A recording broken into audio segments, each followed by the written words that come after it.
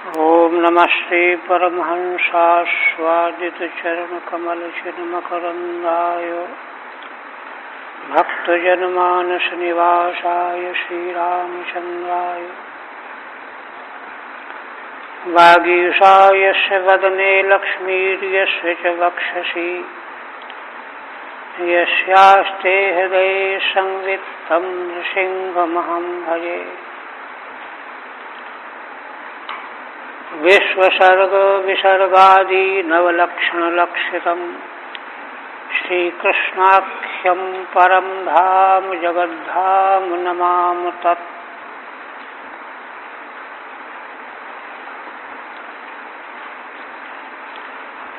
आदरणीय यति वृंद, संत वृंद, भक्त वृंद, श्रीमद् भागवत के 9वें स्कंध में सूर्य वंश के वर्णन के प्रसंग में महाराज मनु के सबसे ज्येष्ठ पुत्र इक्ष्वाकु के वंश का वर्णन चल रहा है। उन्हीं के वंश में महान प्रभावशाली चक्रवर्ती सम्राट महाराज मानधाता हुए। अब उन्हीं के वंश में मानधाता के 3 पुत्र थे। मध्यम पुत्र अम्बरीश, ये पूर्व के अम्बरीश से भिन्न है। उनको पितामह ने गोद ले लिया। इस कारण उनसे उनका गोत्र प्रवर नाम से प्रसिद्ध हुआ। और प्रथम पुत्र जो थे उन्हीं के वंश में क्रमशः आगे चल करके त्रिशंकु नाम के पुत्र का जन्म हुआ। ये सत्यव्रत नाम के थे, किंतु इनका उपनाम त्रिशंकु पड़ा। त्रिशंकु नाम का कारण ये था कि इनके द्वारा 3 प्रकार के दूषित कर्म हुए थे। वे इतने भयंकर थे कि शंकु माने खूंटा होता है।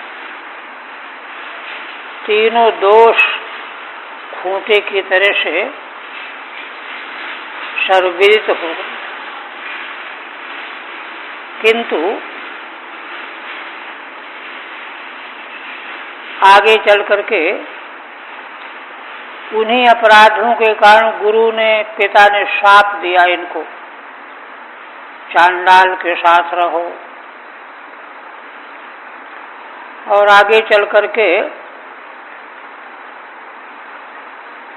गुरु वशिष्ठ से मतभेद हो जाने पर विश्वामित्र का आश्रय लिया त्रिशंकु ने। उनके तपस्या के प्रभाव से सशरीर स्वर्गगामी बन गए। किंतु देवताओं ने देखा कि अरे, यह तो स्वर्गलोक में रहने लायक है नहीं। तो उन्होंने स्वर्ग से इनको ढकेल दिया, नीचे गिरा दिया। ये चिल्लाने लगे विश्वामित्र जी को संबोधन कर, बचाओ। विश्वामित्र जी ने जब देखा तो उन्होंने अपने तपोबल के प्रभाव से उनको नीचे गिरने से रोक दिया, गिरने नहीं दिया। अच्छा, वहां बीच में देवताओं ने तो इसलिए रुक रहने दिया, नहीं तो वहां से भी उनको पतित कर देते। कि विश्वामित्र ने धमकी दे दी कि हम नया स्वर्ग बना देंगे। ये अन्य पुराणों में प्रसंग है। तो इसलिए फिर समझौता करना पड़ा कि चलो,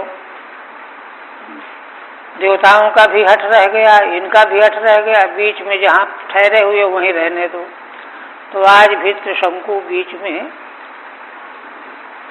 लटके हुए देखे जाते हैं, माने जाते हैं। तो ये जो सूर्य वंश के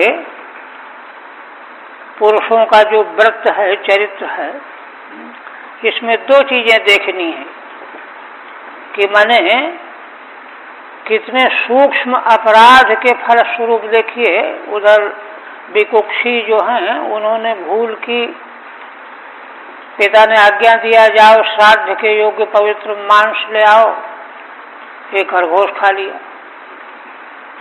तो उन्होंने सदाचार का परित्याग करने के लिए कि जुर्म के उनको घर से निकाल दिया।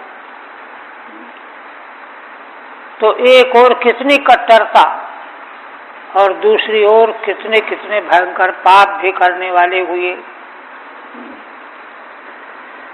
तो अब आगे इन्हीं त्रिशंकु के पुत्र हुए महाराज हरिश्चंद्र। यहीं तक हुआ था ना। त्रैशंकवो हरिश्चंद्रो विश्वामित्र वशिष्ठयो यन्निमित्तमभूत युद्धम पक्षणोर बहुवार्षिकम। वंश वर्णन कर रहे हैं तो मानधाता के ही वंश में त्रिशंकु हुए, त्रिशंकु के पुत्र हुए महाराज हरिश्चंद्र। इन्हीं को निमित्त बना करके विश्वामित्र और वशिष्ठ का पक्षी के रूप में एक दूसरे को शाप दे दिया। विश्वामित्र जी ने शाप दे दिया, जाओ तुम आदि हो जाओ।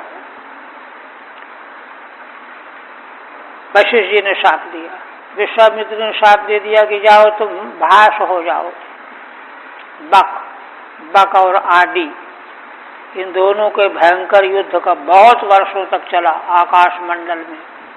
मार्कंडेय पुराण में वर्णन किया गया है। तो उसमें कारण क्या था कि विश्वामित्र ने चिढ़ करके महाराज हरिश्चंद्र को बहुत दुख दिया। एक तो उनसे राजसू यज्ञ में सर्वस्व छीन लिया और दान की दक्षिणा के लिए अंत में महाराज तो सत्य प्रतिज्ञ थे, अपने को, पत्नी महारानी को और इकलौते पुत्र को, तीनों को बेच दिया। उनको बहुत कष्ट दिया। यह देख करके वशिष्ठ जी को सहन नहीं हुआ, वे रुष्ट हो गए और विश्वामित्र से कहने लगे कि जाओ पक्षी हो जाओ आदि। तो विश्वामित्र भी अपने कोई कम तो समझते नहीं थे, कहा जाओ तुम भी जो है बगुला हो जाओ। दोनों ने एक दूसरे को शाप दिया और आकाश मंडल में बहुत वर्षों तक भयंकर घमासान युद्ध हुआ दोनों में। तो देखिए इतने इतने बड़े बड़े ज्ञानियों के भीतर भी है ना, काम, क्रोध, लोभ, मोह, ये विकार किस तरह से अपना प्रभाव जमा लेते हैं। गोस्वामी जी ने उत्तरकांड में यही कहा है, माया कटक प्रचंड। ये माया की सेना की ये सैनिक काम, क्रोध आदि तो बड़े भयंकर हैं। ये सबको सिर के बल खड़ा कर देते हैं। तो वही कह रहे हैं कि यन्निमित्तम अभूत युद्धम पक्षणोर बहुवार्षिकम। बहुत वर्षों तक युद्ध हुआ। पक्षणोर आदि बकयोह, आदि विश्वामित्र हुए थे, बक हो गए थे वशिष्ठ जी। विश्वामित्रो राजसूय दक्षिणा छलेन हरिश्चंद्र सर्वस्वम अपहत्यो। श्रीधर स्वामी कहते हैं कि विश्वामित्र जी ने क्या किया था हरिश्चंद्र जी के साथ, राजसूय यज्ञ की दक्षिणा के बहाने से उनका सब कुछ ले लिया, यातनाएं मिली उनको। तच्छ्रुत्वा कुपितो वशिष्ठो विश्वामित्रम त्वमादि भवेति सशाप। यह प्रसंग सुन करके क्रुद्ध हुए वशिष्ठ जी ने विश्वामित्र को तुम आदि हो जाओ ऐसा श्राप दे दिया। अशोभि त्वं बको भवेति वशिष्ठम सशाप। विश्वामित्र जी ने वशिष्ठ जी को शाप दे दिया कि जाओ तुम बगुला हो जाओ। तयोः युद्धम अभूदिति प्रसिद्धम। उन दोनों का आदि और बक युद्ध जो है प्रसिद्ध है, बहुत वर्षों तक चला। विशेष घटना का उल्लेख करके आप कहते हैं कि जो त्रिशंकु महाराज के पुत्र हरिश्चंद्र हैं, जिनको वशिष्ठ जी के और विश्वामित्र में इतना भयंकर संग्राम छिड़ा हुए, सोनपत्यो विषण्णात्मा नारदस्य उपदेशतः वरुणम शरणं व्यातः पुत्रो में जायताम प्रभो। इनको कोई संतान नहीं थी हरिश्चंद्र को, तो इससे इनका चित्त बड़ा खिन्न था, विषण्णात्मा, उदास थे। और कोई ऋषि महर्षि आते तो अपना दुख उनके सामने निवेदन कर देते। नारद जी को भी जब बताया तो नारद जी ने उपदेश किया कि राजन तुम वरुण का यज्ञ करो, वरुणम शरणं व्यातः पुत्रो में जायताम प्रभो। तो इन्होंने अनुष्ठान किया, वरुण की अर्चा पूजा की, प्रार्थना किया कि आप मुझको पुत्र दे दीजिए। तब वरुण के अनुग्रह से रोहित नाम का पुत्र हुआ। और वहाँ हरिश्चंद्र जी ने यह कहा था, यदि वीरो महाराजो तेनैव त्वां यजेयिति। अगर वीर पुत्र मुझे आपने दे दिया, हो गया, तो उसको ही मैं यज्ञ पशु बना करके आपकी आराधना करूंगा। ये तक कह दिया, इतने इच्छुक थे पुत्र के लिए। तथेति वरुणेनास्यो पुत्रो जातस्तु रोहितः। महाराज की यह प्रार्थना सुन करके, हरिश्चंद्र की प्रार्थना सुन करके वरुण देवता ने कहा तथास्तु, जाओ हो जाएगा पुत्र। तब इनको रोहित नाम का पुत्र हुआ।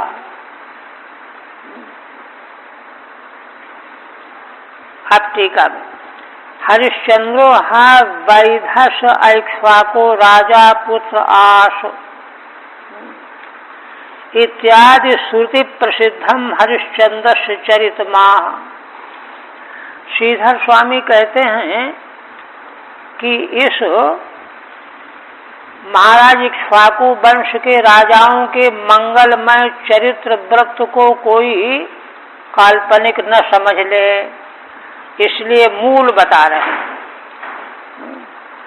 इनका यह चरित्र इतिहास श्रौत है, वैदिक है, वेद में उल्लेख है। वेद में उल्लेख होने का मतलब क्या है? देखिए, वेद के संबंध में दूसरे लोग जो सनातन परंपरा से अनभिज्ञ हैं, आधुनिक लोग भी और कुछ सिरफिरे लोग भी, वे वेदों का काल निर्धारण करते हैं। और काल निर्धारण कैसे करते हैं कि देखो, वेदों में राजाओं के नाम का उल्लेख आया है, नगरों के नाम, राष्ट्रों के नाम।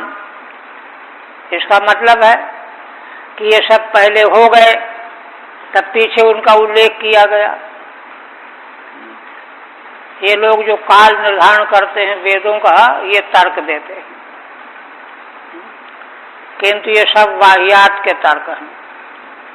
वस्तु स्थिति क्या है कि वेद में जो कुछ है वही पीछे संसार में पैदा हुआ। ये तो एक स्वतंत्र एक आध घंटे का प्रसंग है। ये वेदों के अपौरुषेयता क्या है, वेद वाणी की जो महिमा है, जिसके संबंध में तत्व निर्णय और तत्व प्राप्ति का साक्षात्कार का साधन जो वेद के द्वारा ही प्राप्त किया जा सकता है, तो उस वेद की महिमा के संबंध में है ना, सनातन परंपरा के महान ऋषियों का मंतव्य यह है कि ब्रह्मा जी ने असल में सृष्टि जो बनाई, संसार की रचना की, तो देखो रचना करने वाले को उस वस्तु का ज्ञान चाहिए पहले। बढ़ई पहले कुर्सी का ज्ञाता होता है, कुर्सी ऐसी होती है वैसी होती है, ज्ञान। फिर उसको बनाने की उसकी इच्छा होती है कि मैं कुर्सी बनाऊं, और इच्छा होने के बाद फिर वह चेष्टा शुरू करता है, लकड़ी काट कूट करके काम शुरू कर देता है, तब कुर्सी बनती है। इसी तरह से जो ब्रह्मा भगवान के नाभि कमल से संसार की रचना करने के लिए प्रकट हुए, तो वे बड़े चिंतित हुई, हम क्या संसार बनाएं, हम तो कुछ जानते ही नहीं। तब उनकी इस चिंता को समझ करके भगवान ने उनके भीतर वेद का ज्ञान प्रकट किया। तेने ब्रह्महृदादि कवये मुह्यन्ति यत् सूरयः। और देखो वेद वह वस्तु है, भूतम भव्यम भविष्यं च सर्वं वेदात् प्रसिद्ध्यति। कितना उत्कृष्ट जो है हमारा मार्ग है, सनातन मार्ग है, आज उसी के संबंध में हम लोग बुद्धू होते चले जा रहे हैं, कुछ जानते ही नहीं, दूसरे की ओर देख रहे हैं। तब वेदों के द्वारा ब्रह्मा जी ने संसार कैसा है, पहले कैसा था, यथा पूर्व कल्पयत, पहले संसार कैसा था, उस वेद ज्ञान के द्वारा उन्होंने, इसलिए सारांश वहां ये कहने का है कि वेदों में जिन राजाओं का, जिन नगरों का, नदियों का, पर्वतों का नाम उल्लेख आया है, वे ही पीछे संसार में उत्पन्न हुए, प्रकट हुए। वेद शब्देभ्य एवादौ पृथक संस्थाश्च निर्ममे, स्मृति वचन है। ब्रह्मा जी ने वैदिक शब्दों को उठाया और बना दिया, उसका जो अर्थ है। तो वेद शब्देभ्य एवादौ, तो इस तरह से यहाँ जो बात श्रीधर स्वामी कह रहे हैं वह इसलिए इसको प्रमाणित बता रहे हैं कि यह आख्यान वैदिक है, श्रौत आख्यान है।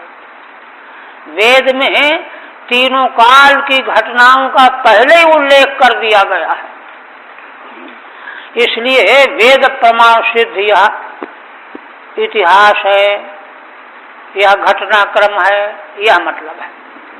वही कहते हैं हरिश्चंद्रोहा वैधसः ऐक्ष्वाको राजा पुत्र आशो। हरिश्चंद्र नाम के वैधसः माने भगवान विष्णु के भक्त, ऐक्ष्वाकः माने इक्ष्वाकु वंश में महाराज मनु के दशम पुत्र इक्ष्वाकु का वंश ही तो चल रहा है, तो इक्ष्वाकु के वंश में हरिश्चंद्र नाम के भगवान विष्णु के भक्त नाम का पुत्र हुआ। ये श्रुति से जो है इतिहास वर्णन किया गया है, और जो वेद में वर्णन किया गया वही फिर संसार में घटित हुआ, ऐसे इसको समझना चाहिए। ये वेदों की अपौरुषेयता है।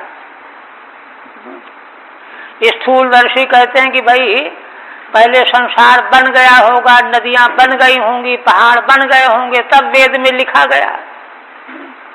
वेद में लिखा थोड़ी गया है, वो तो पौरुषेय कृति हो जाएगी, उसका महत्व फिर क्या रहा। इसलिए वेद का महत्व जो है इस तरह से समझना है।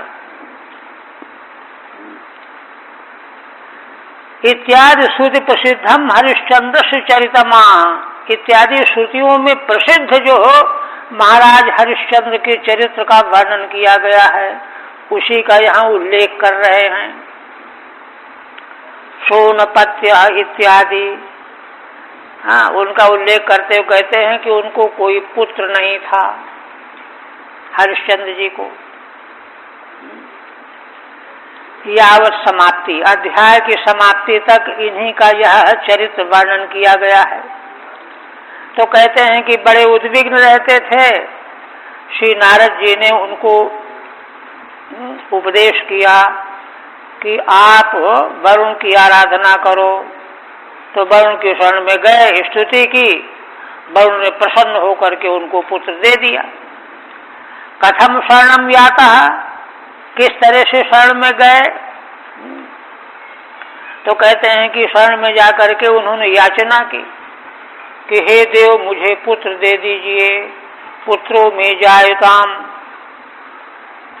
और कहा यदि वीर पुत्रों में जाए, तो अगर वीर पुत्र मुझको उत्पन्न हो, तदते नयु पुरुष पशुना त्वाम यजे, तो उसी पुरुष रूपी पशु के द्वारा हम तुम्हारी आराधना करेंगे। यजामीति भाषया, यह संकल्प था उनका, है ना।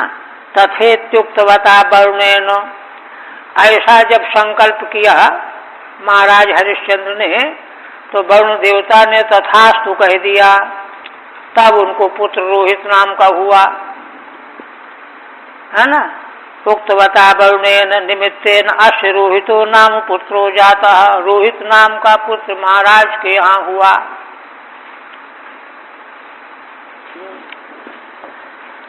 आप देखिए, जातः सुतो ह्यनेनांगो माम यजस्वेति सोब्रवीत, यदा पशुर्निर्दशः स्यादथ मेध्यो भवेदिति। देखिए ये ब्रह्मांड का इतिहास है। एक तो महाराज इतने धर्मात्मा, हरिश्चंद्र को पुत्र की इतनी बड़ी अभिलाषा, बेचैन थे पुत्र के लिए। उन्होंने इसलिए यज्ञ में, है ना, यज्ञ करने का संकल्प लेकर के पुत्र की मांग की, पुत्र हो गया उनको। और उधर देवता भी देखो, देवता भी कितने लोभी होते हैं। हाँ, क्या जैसे ही रोहित पुत्र हुआ, फौरन आ गए वरुण जी, राजन देखो तुमने ये कहा था, जाता सुतो ह्यनेनांग माम यजस्वेत सोब्रवीत, पुत्र तो हो गया तुमको, अब तुम इसके द्वारा हमारी आराधना करो, यज्ञ करो, ये आकर के कहा। माने ये भी नहीं कि साल दो साल बीतने देते, फौरन आ गए, धैर्य ही नहीं। तब महाराज ने बहाना किया, यदा पशुर निर्दशः स्यादथ मेध्यो भवेदिति। हे महाराज, है ना, यजनीय यज्ञ पशु जब कम से कम 10 दिन का तो हो जाने दो। देखिए 10 दिन भी नहीं हो पाए थे, आ गए। जब पशु 10 दिन का, कम से कम 10 दिन निकल जाए, तब यह हवन करने योग्य होगा, ये कह दिया। ठीक है, जाते पुत्रे सा वरुणो जाता सुतो माम अनेन यजस्व इत्यब्रवीत। देखो राजन, तुमको पुत्र हो गया है, अब तुम इसके द्वारा हमारी आराधना करो। तब महाराज ने कहा कि यदा पशु निर्दशः निर्गत 10 दिवसः स्यात्, 10 दिन तो आयु हो जाने दो, है ना। इत्यत्र सा राजा अब्रवीत इत्यनुसंग, ऐसा महाराज हरिश्चंद्र ने उत्तर दिया। अब 10 दिन भी बीत गए, 10 दिन बीतने में कितना टाइम लगता है। निर्दशे च स आगत्यो यजेष्वेत्यासो ब्रवीत, फिर आ गए वे, अब तो हो गए 10 दिन, करो हमारा आराधन। तब फिर हरिश्चंद्र जी ने क्या कहा, दंता पशोर यज्ञायरन्नथ मेध्यो भवेदिति। देखो महाराज, है ना, यज्ञ पशु के दांत उग आने दीजिए। दांत जब उग आएंगे तो यज्ञ पशु पवित्र होकर के हवन के योग्य होता है, ऐसा कह दिया। अब वरुण फिर लौट गए। फिर कहते हैं जब दांत निकल आए 4 महीने में, चाहे जितने दिन में, जाता दंता यजस्वेति स प्रत्याहाथ सोब्रवीत। फिर आ गए वरुण, दांत उत्पन्न होते ही, कि राजन देखो यज्ञ पशु के दांत उग आए हैं, अब हमारा हवन करो, यजन करो। तब क्या कहते हैं, यदा पतन्त्यस्य दंता अथ मेध्यो भवेदिति। देखो महाराज, ये बालकों के जो पहले पहले दांत निकलते हैं वे पवित्र नहीं माने जाते, इनको गिर जाने दीजिए तब पवित्र होगा यज्ञ पशु, ये कह दिया। फिर लौट गए। पशु निपातिता दंता यजस्वेत्या सोब्रवीत। अब दांत भी गिर गए, पहले वाले दांत गिर जाते हैं शिशुओं के। फिर आ गए और कहने लगे वरुण कि राजन, अब यज्ञ पशु के दांत तो गिर गए, अब करो हमारा यजन। तब फिर क्या कहते हैं, यदा पशु पुनर्दंता जायन्ते थ पशु शुचि। अरे महाराज, यज्ञ पशु के फिर से दांत आ जाने दीजिए, पवित्र दांत, तब यह यज्ञ के लायक पवित्र हो जाएगा। फिर चले गए। पुनर्जाता यजस्वेति सा प्रत्याहाथ सोब्रवीत। फिर से दांत आ गए, 6-8 महीने हो गए होंगे। फिर आ गए वरुण देवता कि महाराज अब करो। तो फिर उन्होंने उत्तर दिया, सान्नाहिको यदा राजन राजन्योथ पशु शुचि। तब क्या कहते हैं महाराज, कहते हैं कि देखो, क्षत्रिय पशु, पुरुष पशु तब हवन के योग्य होता है जब कवच धारण करने लायक बन जाए। सान्नाहिका।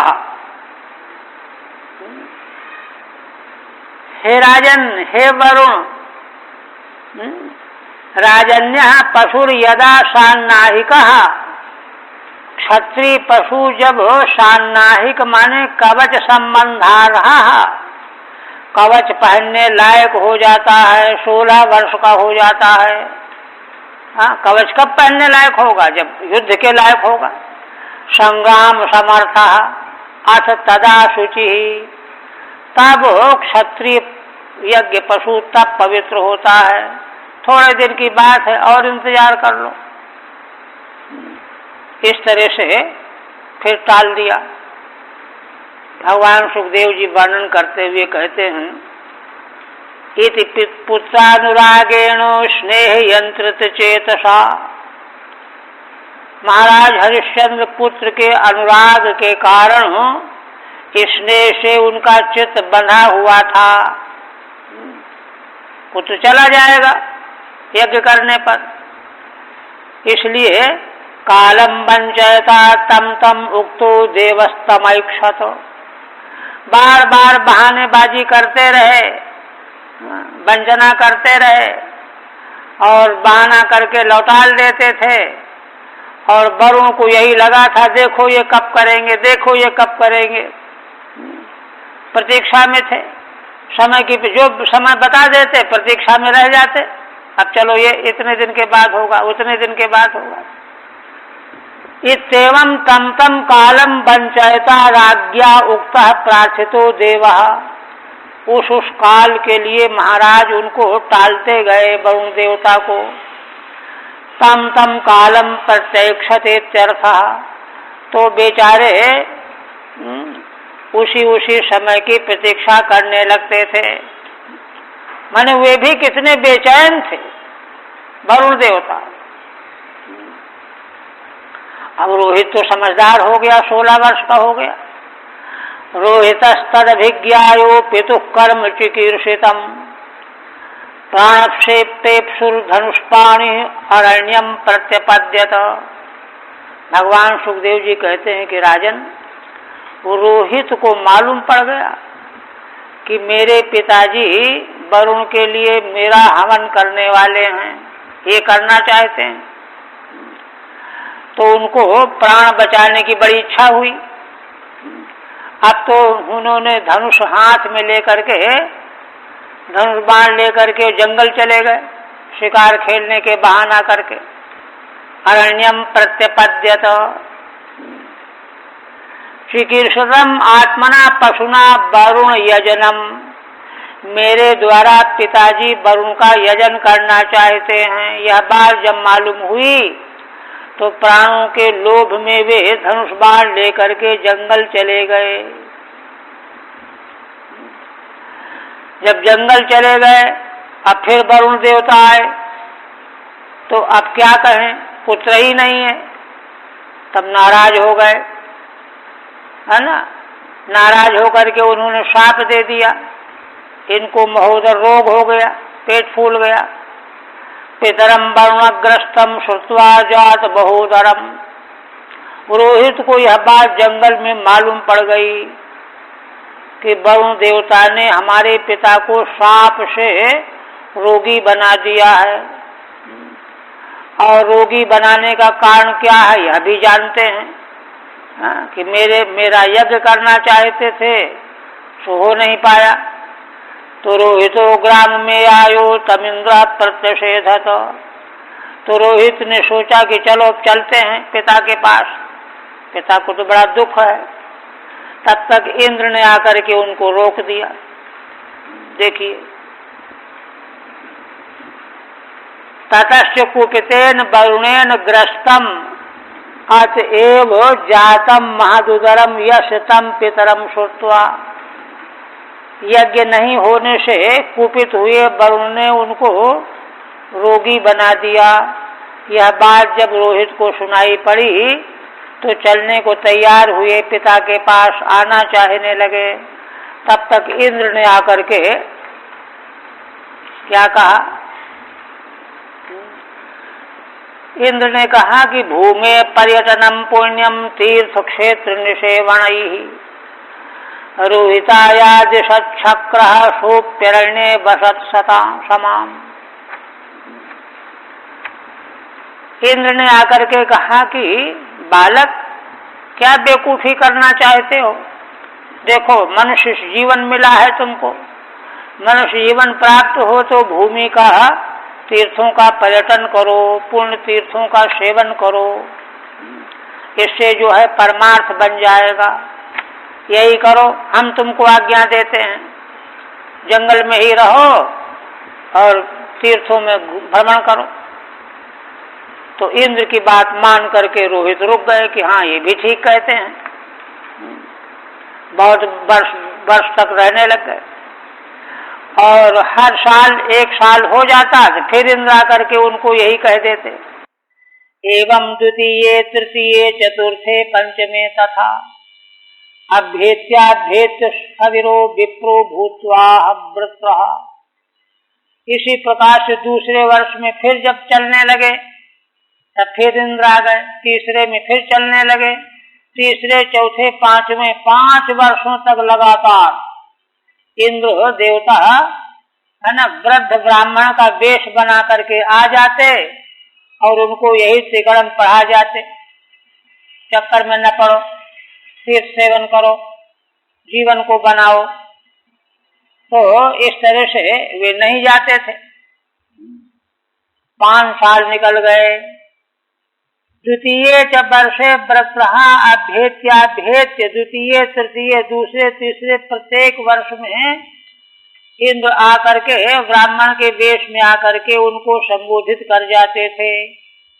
अभ्येत्याभ्येत तथा उत्तम प्रतिषेधन, है ना, किंचित किंचिदा, कुछ न कुछ कह देते थे कि अब ऐसा करो, ऐसा करो। षष्ठम संवत्सरम तत्रो चरित्वा रोहिता पुरी उपव्रजन नजीगर्तात् अक्षीणान मध्यमम सुतम। जब 6वां वर्ष लग गया तब घूम फिर करके रोहित के मन में आया कि नहीं, अब तो चलना चाहिए। और चलने के पहले उन्होंने क्या किया कि अजीगर्त के मध्यम पुत्र को उन्होंने क्रय कर लिया। सुनाशेप 3 पुत्र में से बीच का पुत्र, उसको क्रय करके और तब ले करके आए। सुनाशेपम पशुम पित्रे प्रदाय समवंदत, है ना, पशु के रूप में खरीद करके लाए थे, पहले ऐसा होता था। तो क्रय किए हुए सुनाशेप को यज्ञ पशु के रूप में पिता हरिश्चंद्र को दे दिया। रोहित ने उनके चरणों में वंदना किया। महाराज को बड़ी प्रसन्नता भी हुई। ततः पुरुष मेधेनो हरिश्चंद्रो महायशा, तब इसके बाद पुरुषमेध यज्ञ के द्वारा हरिश्चंद्र जी ने वरुण देवता की तुष्टि के लिए यज्ञ किया। मुक्तोदरो यद्देवान् वरुणादीन् महत्पथः विश्वामित्रो भवत् तस्मिन् होता चाध्वर्युरात्मवान्। वे उदर के रोग से मुक्त भी हो गए। उन्होंने बड़ी श्रद्धा पूर्वक वरुण आदि देवताओं की आराधना की यज्ञ में, और इस प्रकार से महान यश प्राप्त किया, दिव्य यज्ञ किया। उनके यज्ञ में विश्वामित्रो भवत् तस्मिन् होता चाध्वर्यु आत्मवान्। कहते हैं कि महाराज हरिश्चंद्र के इस यज्ञ में विश्वामित्र तो होता हुए, आहुति देने वाले, अध्वर्यु जो बड़े आत्मज्ञानी थे, यमदग्नि अभूत ब्रह्मा वशिष्ठो अयास्य सामगः। जमदग्नि परशुराम जी के पिता ये ब्रह्मा बनाए गए हरिश्चंद्र जी के यज्ञ में, है ना। अभूत ब्रह्मा वशिष्ठो अयास्य सामगः, और वशिष्ठ जी और अयास्य नाम के ऋषि साम वेद के का पाठ करने वाले हुए, उद्गाता। तस्मै तुष्टो ददाविन्द्रः सात कौममयम् रथम्। इस यज्ञ के विधि विधान से इंद्र देवता बड़े प्रसन्न हो गए और उन्होंने एक स्वर्ण का रथ महाराज को दे दिया वरदान के रूप में। आत्मान जमदग्नि अध्वर्यु अभूत। आत्मज्ञानी जमदग्नि अध्वर्यु हुए, और उसके पहले है वरुणेन मुक्तम उदरम यस्य। वरुण के द्वारा उनका जो उदर रोग था वह मुक्त हो गया। मात्सु कथा यश सह। ऐसे महाराज हरिश्चंद्र की महान दिव्य कथा है यह। उनके यज्ञ में आत्मज्ञानी जमदग्नि अध्वर्यु का काम करने वाले हुए। अयास्यो मुनि सामगः उद्गाता अभूत। अयास्य नाम के मुनि साम वेद का उद्गान करने वाले हुए और प्रसन्न होकर के इंद्र ने स्वर्ण का एक रथ वरदान में दिया। सुनः से पश्य माहात्म्यम उपरिष्टात् प्रचक्षते सत्यसारां धृतिं दृष्ट्वा सभार्यस्य च भूपते। अब यहाँ पर सुनः शेप का वृत्तांत भी बड़ा लंबा है, तो उसको यहाँ भगवान सुखदेव जी कह रहे हैं कि यह हम आगे कहेंगे। उनका बड़ा महात्म्य है, यह प्रसंग हम आगे बताएंगे। सत्यसारां धृतिं दृष्ट्वा सभार्यस्य च भूपते। और उधर महाराज हरिश्चंद्र और उनकी पत्नी महारानी, इन दोनों को, पति पत्नी को जब विश्वामित्र ने देखा कि भाई सत्य के प्रति ये बड़े दृढ़व्रती हैं, दक्षिणा के बहाने इन्होंने, विश्वामित्र जी ने इनको अपने को बेचने के लिए बाध्य कर दिया था, किंतु इन्होंने मना नहीं किया, इनकार नहीं किया। ठीक है, हम अपने को बेच करके दे देंगे, राज्य तो हमारा रहा नहीं अब। तो इसलिए महाराज ने अपने को, महारानी को, पुत्र को विक्रय करके उनकी दक्षिणा अदा की। इतना बड़ा धैर्य,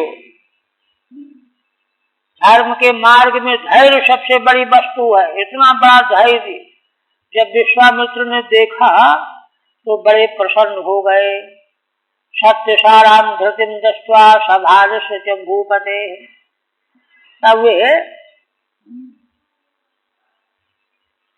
उपरिष्टात्, है ना, विश्वामित्र सुताख्यान प्रसंगेन। सुखदेव भगवान कहते हैं कि सुनः शेप का जो महत्व है, यह विश्वामित्र के पुत्रों का जब हम वर्णन करेंगे तो उनके साथ में मिला करके सुनाशेप के भी महत्व का वर्णन आ जाएगा। इसलिए अभी उस प्रसंग को नहीं हम छेड़ना चाहते, याद रखो आगे हम वर्णन करेंगे। हाँ, अभी तो यहाँ इतना ही है कि जब विश्वामित्र जी ने देखा कि महाराज हरिश्चंद्र पति पत्नी बड़े दृढ़ धर्म सत्यनिष्ठ हैं, तब उपरिष्टात् ये तो हो गया। तब क्या किया? विश्वामित्रो भृशं प्रीतो ददौ अवहितां गतिं मन पृथिव्यां तामद्भिस्तेजसापो निलेन तत्। विश्वामित्र जी ने प्रसन्न होकर के महाराज हरिश्चंद्र और महारानी के प्रति तो उन्होंने सदगति का वरदान दिया। हाँ, सदगति कैसी होती है? ज्ञान के द्वारा होती है। सदगति माने ज्ञान, अवगति माने ज्ञान होता ही। अवहिताम गतिम ज्ञानम ददौ, विश्वामित्र ने उनको ज्ञान दिया, तत्व ज्ञान दिया। मतलब उस तत्व ज्ञान को प्राप्त करके महाराज ने क्या किया? मन पृथिव्याम, मन की समस्त संकल्प विकल्प की वृत्तियों को पृथ्वी में लीन कर दिया और पृथ्वी को जल में लीन कर दिया। तामद्भिस्तेजसापो निलेन तत्, माने मन के संकल्प विकल्प की वृत्तियों को पृथ्वी में। क्योंकि इसका असल में कारण यह है कि अन्नमयम हि सौम्य मनः, मन जो है अन्न से निर्मित होता है और अन्न का उपादान पृथ्वी। इसलिए अन्न से निर्मित मन संकल्प विकल्प करने वाला है, तो संकल्प विकल्पात्मक मन के स्वरूप को पृथ्वी में लीन कर दिया। और पृथ्वी का उपादान है जल, पृथ्वी को जल में, जल का उपादान अग्नि, जल को अग्नि में, अग्नि का उपादान वायु, वायु अग्नि को वायु में, वायु को आकाश में, आकाश को आहन तत्व में, आहन तत्व को महत् तत्व में। इसी क्रम से है बात। ताम तेजस तेजसापो अनिलेन तत्, पृथ्वी में मन को, पृथ्वी को जल में, जल को अग्नि में, है ना, और अग्नि को अनिल में, वायु में। खे वायुम धारयं तच्चो, और वायु को आकाश में, खे माने आकाशे, वायुम धारयं तच्चो भूतादौ तम महात्मनि। आकाश का लय कहाँ किया? भूतों का आदि कौन? अहं तत्व, अहंकार। और अहं तत्व का लय कहाँ किया? महात्मन माने महत् तत्व में। महत् तत्व का लय कहाँ किया? तस्मिन् ज्ञान कलाम ध्यात्वा, उस ज्ञान कला रूप जो मूल तत्व है उसमें उन्होंने अपने चित्त को स्थापित कर दिया। अतया ज्ञानम विनिर्दहन, फिर उस ज्ञान कला के द्वारा जो अज्ञान संसार में आवागमन का कारण बना रहता है, जब तक अज्ञान निवृत्त नहीं होगा तब तक बार बार जन्म मृत्यु की परंपरा चलती रहती है। तो उस ज्ञान कलया, तया माने ज्ञान कलया, अज्ञानम विनिर्दहन, ज्ञान कला के द्वारा अज्ञान को भस्म करते हुए महाराज हरिश्चंद्र ने हित्वा ताम स्वेन भावेन, फिर अंत में जिस ज्ञान कला के द्वारा ज्ञान को निवृत्त किया, उस ज्ञान कला रूपी वृत्ति का भी त्याग कर दिया। वृत्ति का त्याग करना पड़ता। हित्वा ताम स्वेन भावेन निर्वाण सुख संपदा, अब वृत्ति का त्याग करके अपने निर्वाण सुख स्वरूप में स्थिति हो गई महाराज की, मुक्त हो गए, देह अपना चला गया। और हित्वा ताम स्वेन भावेन निर्वाण सुख संविदा, निर्वाण सुख की संवित्ति के द्वारा उस अज्ञान का नाश करने वाली ज्ञान वृत्ति का भी बाध कर दिया महाराज ने, और परमानंद सुख में स्थित हो गए। जो कैसी स्थिति है? अनिर्देश्या प्रतर्केण, जो ऐसी वैसी करके जिसका निर्देश नहीं किया जा सकता, अनवैक वेद्य है, अप्रतर्क है ना, ऐसे उस अपने स्वरूप में महाराज स्थित हो गए। तस्थौ विध्वस्त बंधन, इस तरह से उनका सारा बंधन नष्ट हो गया और अपने स्वरूप में स्थिति प्राप्त हो गई। वेदांत की प्रक्रिया है पूरी। हाँ जी, अच्छा, हाँ। अविहताम गतिम ज्ञानम, माने उस ज्ञान को दिया विश्वामित्र जी ने, और उससे उस ज्ञान को पा करके उनकी क्या सदगति हुई उसी को आगे कहने जा रहे हैं। तामेव गतिम आह सार्धाभ्याम, 2.5 श्लोकों से वही गति का वर्णन आगे करने जा रहे हैं। क्या? मनः पृथिव्याम धारयन ज्ञान कलाम ध्यात्वा, मन को पृथ्वी में धारण करते हुए ज्ञान कला का ध्यान करने लगे महाराज। उस ज्ञान कला के द्वारा अज्ञान का नाश कर दिया। अज्ञानम विनिर्दहंस्ताम चहित्वा, और फिर अभी सूत्र रूप में कह रहे हैं, फिर विवेचन करेंगे। माने उस ज्ञान कला के द्वारा अज्ञान को भस्म कर दिया, और जिस ज्ञान के द्वारा अज्ञान का बाध किया गया, नाश किया गया, उस ज्ञान कला का भी त्याग कर दिया। ताम माने ज्ञान कलाम चहित्वा मुक्त्वा मुक्त बंधन, सब बंधनों से मुक्त हो गए महाराज। अतस्थौ इत्यन्वयः, और अपने स्वरूप में स्थिति हो गई। एक वाक्य में पूरा 2.5 श्लोक का सार बता दिया। आप व्याख्या करते हैं। मनोमूलो ही संसारः, कहते हैं संसार जो है मन का ही मन मूलक है। मन में ही तो संसार भरा हुआ है। अहंता ममता का आश्रय तो मन है, तो मन खत्म हो तो संसार खत्म हो। अब मन का स्वरूप क्या है? संकल्प विकल्पात्मकम ही मन, संकल्प विकल्प करता रहता है। इसलिए उनको जो ज्ञान मिला विश्वामित्र जी से, उसको उन्होंने क्या किया? मनश्च अन्नमयम, मन मूलक संसार है और मन अन्नमय है। अन्नमयम ही सौम्य मन है, श्रुति है छांदोग्य की। ततो अन्न शब्द वाच्यायाम पृथिव्याम, इसलिए अन्न शब्द वाच्य जो पृथ्वी है उसमें मन को स्थापित कर दिया महाराज ने, लीन कर दिया। मनोधार्यन एकी कुर्वन, मन को मिला दिया, डुबो दिया, मतलब जैसे कोई लोटा डुबो दे जलाशय में, अब मन नहीं रहा।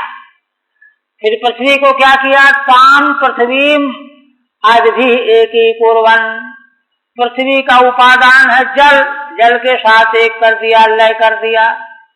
और आकाश तेजसा, और जल का तेज के साथ में एकीकरण कर दिया, है ना। तेजो अनिलेन, और तेज माने अग्नि का, अनिल माने वायु के साथ में विलय कर दिया। तम चक्षे आकाशे, वायु को आकाश में विलीन कर दिया। और आकाश को तच्च भूतादौ अहंकारे, पंचभूतों का आदि अहंकार उसमें आकाश को लीन कर दिया। तम च भूतादिम अहंकारम महात्मनि महत्तत्वे, भूतादि जो अहंकार है उसको महत्तत्व में विलीन कर दिया। महत्तत्वे तस्मिन् विषयाकारम व्यावर्त्य, और फिर महत्तत्व में विषयाकार का व्यावर्तन करके, पृथक करके, व्यावर्तन करना पृथक करना। ज्ञान कलाम ज्ञानांश मात्मत्वेन ध्यात्वा, ज्ञान कला माने ज्ञान का अंश रूप जो ज्ञाता आत्मा है, जीव स्वरूप, ऐसा ध्यान करने लग गए। फिर उस ज्ञानांश के द्वारा तया ध्यान दत्त रूपया आत्मा वर्कम अज्ञानम विनिर्दहन, उस ज्ञान कला के द्वारा आत्मा को ढकने वाला जो अज्ञान है उसको जला दिया, दग्ध कर दिया। जब अज्ञान ध्वस्त हो गया तब स्वरूप में स्थिति हो गई। स्वरूप क्या है? निर्वाण सुख संविदा ताम चहित्वा, निर्वाण सुख रूप संविधि संविद के द्वारा उस वृत्ति का त्याग करके, बाध करके, ताम चहित्वा, मुक्त बंधासन, मुक्त बंधन हो करके अनिर्देश्येन अप्रतर्केण स्वेन भावेन स्वस्वरूपेण तस्थौ, अपने स्वरूप में स्थिति उनकी हो गई। स्वरूप कैसा है? जो अनिर्देश्य है और अप्रतर्क है, अनुभवैक गम्य है। उस रूप में महाराज की स्थिति हो गई, मोक्ष हो गई। हरि ओम तत्सत्। श्रीमद्भागवते महापुराणे नवम स्कंधे हरिश्चंद्रोपाख्यानम नाम सप्तमोऽध्यायः। ओम भगवन्तं आबा। अष्टम अध्याय। अष्टम अध्याय में कहते हैं क्या विषय है? अष्टमे रोहितस्योक्तो वंशो यत्रा भवन नृपः। अग्रिम अष्टम अध्याय में हरिश्चंद्र महाराज के पुत्र रोहित का वंश वर्णन किया जाएगा। इनके वंश में महाराज सगर उत्पन्न होंगे। यत्रा भवन नृपः सगरः कपिलाक्षेपा निर्दग्धा यशसूनवः। इन्हीं हरिश्चंद्र के पुत्र रोहित के वंश में महान प्रभावशाली महाराज सगर होंगे। इन सगर महाराज के पुत्र कपिल का अपमान करने के कारण जो हैं जल करके राख बन जाएंगे। महान प्रभावशाली महाराज सगर के 60,000 पुत्र कपिल भगवान का तिरस्कार करने के अपराध के कारण जो हैं भस्म हो जाएंगे। ये प्रसंग आ रहा है 8वें अध्याय। अब मूल में देखिए। श्रीशुकवाचो हरितो रोहित सुतश्चंपस्तस्मात् विनिर्मिता चंपापुरी सुदेवो तो विजयो यस्य चात्मजः। रोहित जो हरिश्चंद्र के पुत्र थे, इनके से पुत्र हुए हरित नाम के। रोहित के पुत्र हरित, हरित के पुत्र हुए चंप। चंप जो हरित के पुत्र है, इन्होंने चंपापुरी नाम की राजधानी बनाई। चंपापुरी सुदेवो तो, और इनसे हरित से चंप से हुए सुदेव नाम के पुत्र, और सुदेव के हुए विजय। विजय यस्य चात्मजः। सुदेव के पुत्र हुए विजय नाम था उनका। विजय के पुत्र हुए भारुकः। भारुकस्तत्सुतस्तस्मात् ब्रकस्तस्यापि बाहुकः। माने विजय के भारुक, भारुक के हुए ब्रक, ब्रक के पुत्र हुए बाहुक। ये बाहुक जो हुए कई पीढ़ियों के बाद। सो अरिभिर हृत भू राजा सभार्यो बनमा विपत। इनका क्या हुआ कि बाहुक को राज्य में शत्रु ने चढ़ाई करके इनको पराजित कर दिया, जीत लिया। ये अपने पत्नियों के साथ जंगल चले गए। ऐसा हुआ। आप कहते हैं कि ठीक है, चंपस्तस्माद् अभूत। हरित के हुए चंप, उन्होंने चंपापुरी नाम की राजधानी बनाई। येन चंपापुरी निर्मिता अतश्चंपात सुदेव, इन चंप से सुदेव नाम का पुत्र हुआ। सुदेव से फिर वंश चलने लगा और अंत में इन्हीं के वंश में बाहुक नाम के पुत्र हुए। इनके राज्य को शत्रुओं ने कब्जा कर लिया। ये राज्य छोड़ करके पत्नी के सहित जंगल चले आए। हर्षा भूर्यस्य। आप देखो यहाँ क्या हुआ। वृद्धं तम पंचताम प्राप्तम महिष्यन मरिष्यति। बाहुक बहुत वर्षों तक यहाँ रहे, धीरे धीरे इनकी मृत्यु हो गई। इनकी महारानी पत्नी जो है चिता में सती होने जा रही थी, तो इनके गुरु और ने उनको रोक दिया। और वेण जानतात्मानं प्रजावंतम निवारिता। और ने क्यों रोक दिया? और जानते थे कि बाहु की पत्नी महारानी के उदर में गर्भ है, इसलिए कहा कि नहीं बेटी तुम सती मत हो, शास्त्र में निषेध है ना। गर्भवती पत्नी को सती नहीं होना चाहिए, तो उन्होंने निषेध कर दिया। और वेण ऋषिना आत्मानम देहम प्रजावंतम सगर्भम। अपने देह को जो वे चिता में जलाने जा रही थी, सती होने जा रही थी, उससे उन्होंने रोक दिया। और नाम के गुरु थे। फिर क्या हुआ? आज्ञा यस्यै सपत्नी फिर गरो दत्तो नशासः सातेनैव संजातः सगराक्षो महायशाः। उन महाराज बाहु की और भी पत्नियां थीं। उनको जब पता चला कि अच्छा इनके उदर में गर्भ है, तो उनको बड़ी ईर्ष्या हुई कि हमको तो संतान हुई नहीं, इसको कैसे हो गई। यह जान करके उन्होंने भोजन के साथ में जहर दे दिया। सपत्नी भी है ना, गरह दत्ता, विष दे दिया अन्न के साथ में। अब क्या हुआ? किंतु भगवान के अनुग्रह से उस विष से कोई हानि नहीं हुई। वह बालक उस विष के साथ ही प्रकट हुआ। सातेनैव संजातः सगराक्षो महायशाः। इसीलिए गर के सहित विष के सहित जन्म लेने से शिशु का नाम सगर पड़ा, महान यशस्वी हुए। गरो विषम तेन गरेण सहयु जाता।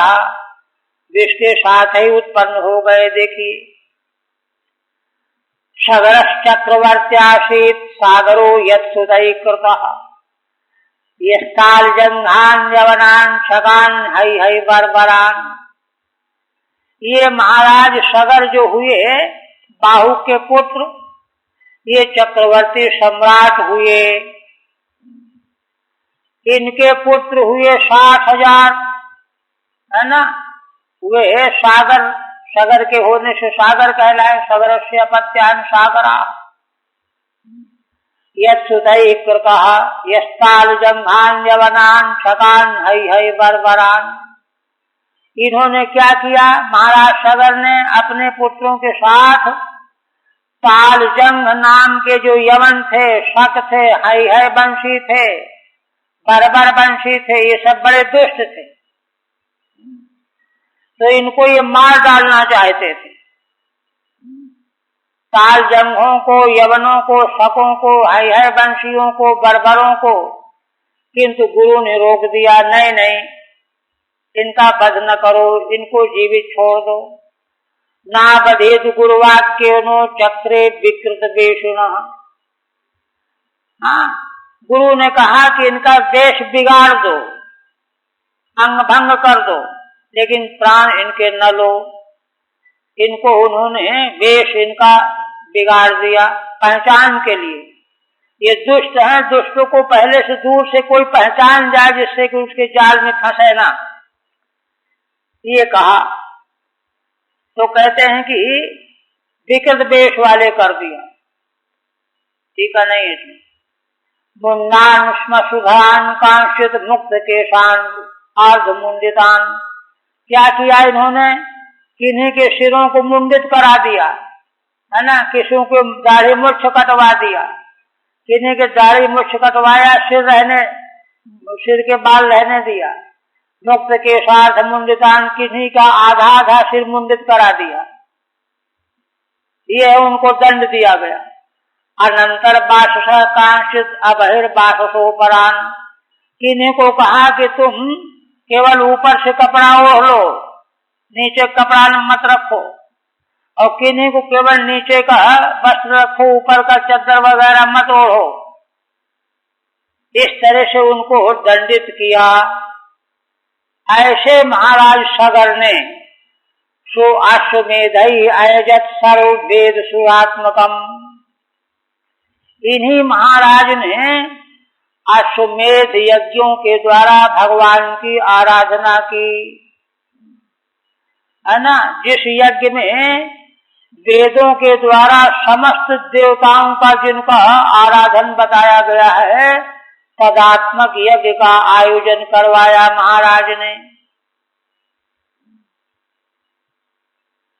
ठीक है, गुरुवाक्येन और वचनेन, गुरु जो और थे उनकी आज्ञा मान करके उनके वेश बिगाड़ दिए गए, प्राण नहीं लिया महाराज ने। कांचित आहत्वैव विकृत वेषुण चक्रे, किन्हीं किन्हीं को बिना वध किए उनके वेश बिगाड़ दिए। तदेवा, किन्हीं का सिर मुंडित करा दिया, किन्हीं का आधा मुंडित कराया, किन्हीं की दाढ़ी कटवा दी, ये सब किया और यज्ञ का अनुष्ठान में लग गए। और वो प्रतिष्ठ योगेनो हरि महात्मानमीश्वरम तस्योत्सृष्टम पशुम यज्ञे जहाराश्वम पुरंदरः। अब क्या हुआ, अपने गुरु और का उपदेश मान करके महाराज ने सर्वात्मा भगवान ईश्वर की आराधना के लिए यज्ञ का आयोजन किया। उस यज्ञ में जो यज्ञ पशु छोड़ा गया, उस यज्ञ पशु को इंद्र ने हरण कर लिया, चुरा लिया। तस्योत्सृष्टम पशुम यज्ञे जहाराश्वम पुरंदरः, इंद्र ने उस यज्ञ पशु को चुरा लिया। देखिए, और वेण उपदिष्टो योग उपायस्तेन, गुरु और के द्वारा जो उपदेश दिया गया था उसके द्वारा उन्होंने अश्वमेध यज्ञ का अनुष्ठान आरंभ किया, किंतु उसमें इंद्र ने उनके अश्व को की चोरी कर लिया। सुमत्यास्तनया द्रप्ता पितुरादेश पारिणः, अब महाराज को बड़ी चिंता हुई। सुमति नाम की पत्नी के जो 60,000 पुत्र थे, 2 पत्नियां थी इनकी सगर की, सुमति के 60,000 थे, एक दूसरी पत्नी केशनी है, उनके एक पुत्र था। तो उन्होंने अपने 60,000 पुत्रों को आज्ञा दिया, जाओ अश्वमेध का घोड़ा ढूंढ करके लाओ। तो हम अन्वेषमाणास्ते समन्तान्यखनन महीम, अब यज्ञाश्व को खोज करने में लग गए। चारों ओर से उन्होंने पृथ्वी को खोद डाला, ऊपर तो कोई मिला नहीं कहीं। तब सोचा कि कोई पाताल में ले गया होगा, तो पृथ्वी को खोद करके ढूंढने लगे।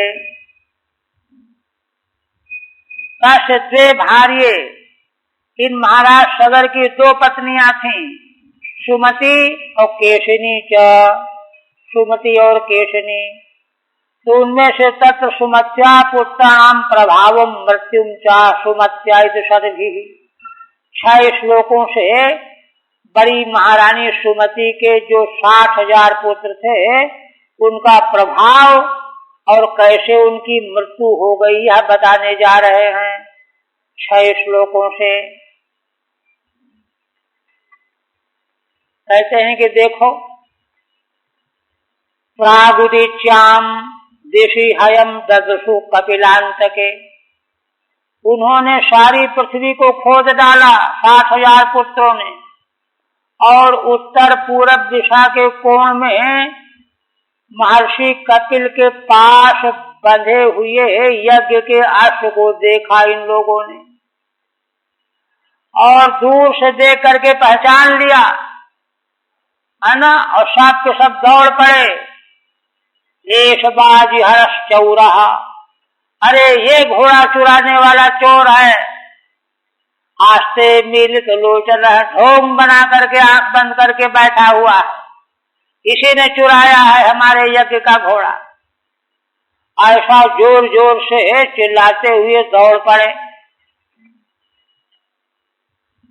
ठीक है नहीं, और इतने नहीं, हन्यताम हन्यताम पापो इति षष्ठी सहस्र, वे सब यही कहते हुए मार डालो इस चोर को, ऐसा कहते हुए 60,000 जो पुत्र थे शस्त्र लेकर के दौड़े।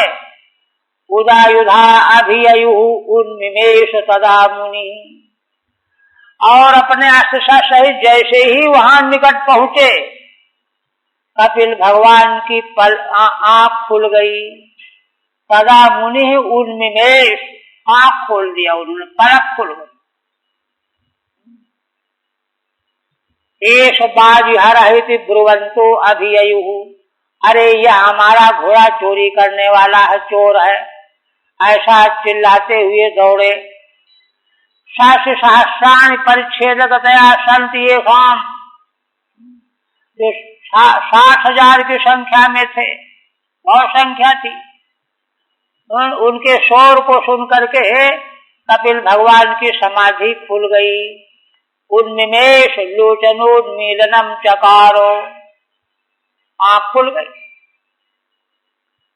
और फिर क्या हुआ, ये चिल्ला रहे थे मार डालो इसको। स्वशरीराग्निना तावन महेंद्र हृत चेतसः, भगवान सुखदेव जी एक तत्व की बात यहाँ बता रहे, कहते हैं कि देखो, कोई लोग तो नासमझ लोग ये कहते हैं कि भगवान कपिल ने इनको क्रोध करके जला दिया, किंतु ऐसा नहीं। फिर कैसा है, कहते हैं कि अपराध करने से, पाप करने से इनके शरीर से ही अग्नि प्रकट हो गई। स्वशरीराग्निना तावन महेंद्र हृत चेतसः, तो कहते हैं कि इनके द्वारा यह पाप हुआ क्यों, जिससे कि अग्नि पैदा हो गई। तो कहते हैं महेंद्र ने, इंद्र ने इनके चित्त को हरण कर लिया था, प्रभावित कर दिया था, इसलिए ये बकने लगे अटपट। महद्व्यतिक्रम हता भस्मसात अभवत् क्षणात्, महान पुरुष भगवान कपिल तो भगवान हैं, उनका अपराध करने से ही एक क्षण में सब के सब अपने शरीर से अग्नि प्रकट करके वहीं जल करके राख बन गए। भगवान ने कोई क्रोध नहीं किया, साप नहीं दिया, वे तो समाधि में था, समाधि में बैठा हुआ ये कहते हैं। अब यहाँ पर समीक्षा बता रहे हैं, भगवान सुखदेव जी बहुत उच्च कोटि की समीक्षा कर रहे हैं। कहते हैं देखो, न साधुवादो मुनिकोप भर्जिता नरेंद्र पुत्रा इति सत्वधामनि, देखो नरेंद्र सगर के पुत्र 60,000 मुनि कपिल के क्रोध से जल गए हैं, यह बात अच्छी नहीं कही जाती है। एवं साधुवाद ना, ये बकवास है लोगों का। क्यों? क्योंकि भगवान तो सत्य के धाम हैं, शुद्ध सत्य में स्वरूप है भगवान कपिल का। अब सत्य धाम भगवान में क्रोध तो तमोगुण का कार्य है, तमोगुण उनमें कहां से आया। कथम तमोरोषमयम विभाव्यते जगत पवित्रात्मनि खेरजो भुवा, वे भगवान तो सत्य धाम है, उनमें रोष में तमोगुण भला कैसे प्रकट हो सकता है। वे तो सारे संसार को पवित्र करने वाली आत्मा है, उनमें भला तमोगुणी क्रोध कहां से आएगा, है ना। जैसे खे रजो भुवा, आकाश में जैसे धूलि के कण कभी नहीं चिपक सकते, ऐसे ही भगवान कपिल में क्रोध नहीं आ सकता। ये बात ठीक है। केचित् तु कपिलस्य कोपाग्निना दग्धा इति वर्णयन्ति। कहते हैं कोई लोग अल्पज्ञ लोग कपिल भगवान के क्रोधाग्नि से ये जल गए ऐसा वर्णन करते हैं, ये ठीक नहीं। भगवान सुखदेव जी सीधे खंडन करते हैं, क्यों ठीक नहीं है। कुचित्यता कहते सुनो, सत्य धामन शुद्ध सत्य मूर्त, भगवान शुद्ध सत्य की मूर्ति हैं, उनमें तमोगुणी क्रोध भला कैसे प्रकट हो सकता है। जगता पवित्र शुद्ध कर आत्मा यस्य, इन भगवान का तो विग्रह सारे संसार को शुद्ध करने वाला है। तस्मिन् कथम विभाव्यते संभाव्यते तमः, ऐसे उस विग्रह में भला तमोगुणी क्रोध कैसे संभव हो सकता है। ये तो बिल्कुल असंभव है, मूर्खता की कल्पना है। असंभावनायाम दृष्टांत, यह बिल्कुल असंभव है, इसमें दृष्टांत दे रहे हैं। क्या? भुवो रजः खे, पृथ्वी के धूलि के कण भला आकाश में कहीं चिपक सकते हैं क्या? कथम संभाव्यते इति। यशेरिता सांख्यमयी दृढ़े नौर्यथा मोक्षस्तरते दुरत्ययम्, भवानवं मृत्यु पथम विपश्चितः परात भूतस्य कथम प्रथममतिः। देखिए, ये तो सूत्र रूप में पहला समाधान है। अब और कहते हैं देखो राजन, यश ईरिता सांख्यमयी दृढ़े नौहु, जिन भगवान कपिल के द्वारा संसार रूपी समुद्र को पार करने के लिए नौका रूप सांख्य शास्त्र का कथन किया गया है, उसका आश्रय लेकर के बड़े बड़े मुमुक्षु दुरत्यय संसार समुद्र को पार कर जाते हैं। दुरत्ययम भवानवम, यह दुरत्यय जो संसार रूपी समुद्र है, जो मृत्यु की ओर ले जाने वाला है, मृत्यु पथम, उसको पार कर जाते हैं। कौन पार कर जाते हैं? विपश्चितः माने विद्वांसः, सांख्य शास्त्र के विद्वान। परात भूतस्य कथम प्रथममतिः, ऐसे भगवान कपिल जो परमेश्वर स्वरूप हैं, परात्म भूत हैं, उन भगवान में भला पृथक बुद्धि कैसे हो सकती है कि क्रोध करके किसी को जला देंगे। ये बिल्कुल संभव नहीं है, बकवास है।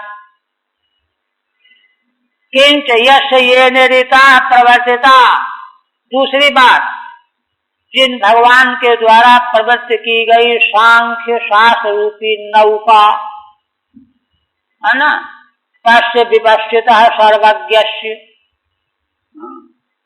विवक्षित सर्वज्ञ भगवान के द्वारा बनाई गई सांख्य शास्त्र रूपी नौका, जिसका आश्रय लेकर के ज्ञानी लोग संसार रूपी मृत्यु समुद्र को पार कर लेते हैं, उन भगवान में भला ये शत्रु है, ये मित्र है, ये बुद्धि कहाँ से आ सकती है ना। तस्य सर्वज्ञ से कथम प्रथममति, है ना, अरिमित्रादि भेद दृष्टि, शत्रु मित्र वाली भेद दृष्टि कैसे हो सकती है। इस तरह से खंडन कर दिया। अब आगे यही रहने देते हैं।